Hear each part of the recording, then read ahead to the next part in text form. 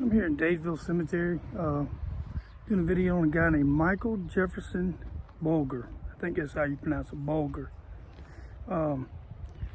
He was from the Carolinas and moved here in the 1800s and got involved in some local politics and was he was a delegate when before the Civil War broke out, and he actually, as a delegate, voted not to succeed, for Alabama not to succeed from the Union, even though obviously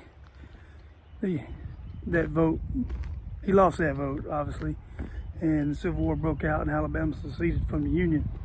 And so he joined the Confederacy and fought in the Confederacy, and I believe in 1862 he was injured a couple times, severely injured, and had a leave of absence from the military, and came back here to Alabama and was elected to a state Senate seat in Alabama to represent this district here in Dadeville.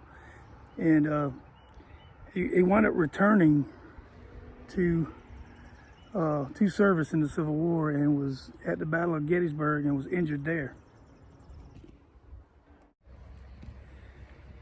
And at the Battle of Gettysburg, I guess before that, when he came back in, he was promoted to lieutenant colonel, and he was trying to inspire his troops at Gettysburg and stood on top of a boulder and trying to get them to advance, I guess. And he was he was injured, hit in the lung, and basically left for dead on the battlefield in Gettysburg. And he was found by a Union soldier, and the Union soldier demanded that he surrender. He would not do that because at the time it was not customary for a officer to surrender to a lower ranking person in the opposing force. So they got a colonel to come up, and he surrendered his sword to the colonel and became a prisoner of war and was sent to Ohio. And basically they saved his life. The Union soldiers got him to a surgeon and saved his life. And after a prisoner exchange, I believe in 1864, he returned here to Alabama to farm and still involved in local politics.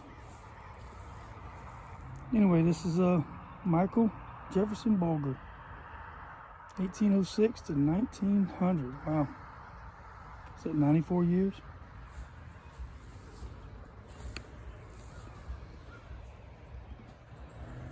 Here in Dadeville, Alabama.